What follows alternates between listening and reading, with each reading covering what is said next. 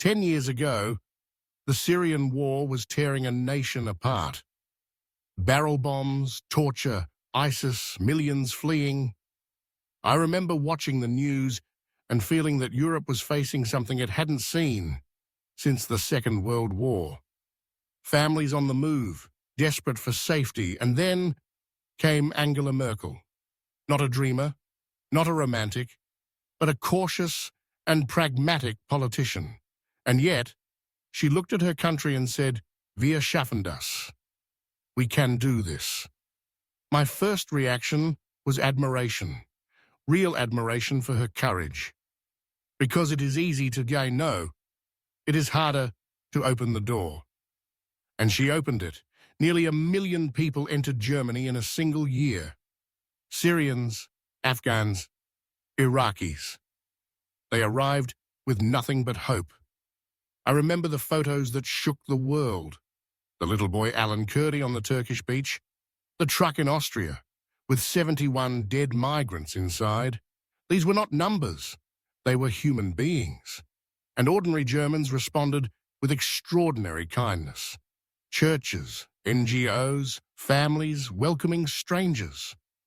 For a moment, Europe rediscovered its conscience, but there was also resistance. In Dresden, Merkel was heckled, called a traitor. Across Eastern Europe, fences went up, and very soon, Europe's far right found new fuel. So what happened to those who came? Today, the picture is clearer.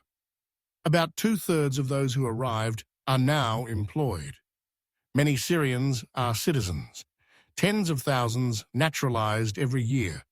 They drive buses, work in healthcare, build Germany's economy. They pay taxes, fill jobs that Germany desperately needs in an aging society.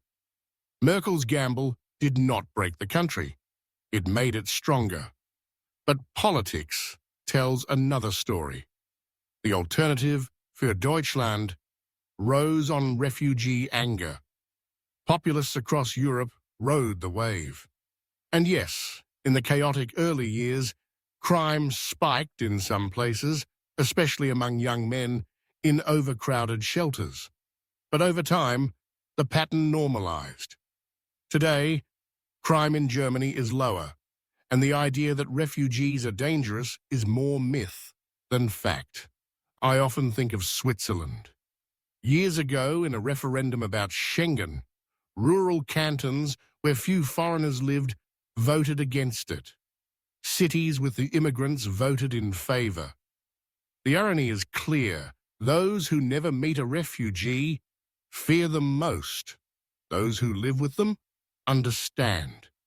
So what is the balance sheet 10 years later? Refugees helped Germany's economy, but their arrival fueled Europe's far right. They showed Europe's humanity, but also Europe's divisions. And still, I admire Merkel, because she looked at despair and chose compassion. That is the moment that changed Europe forever.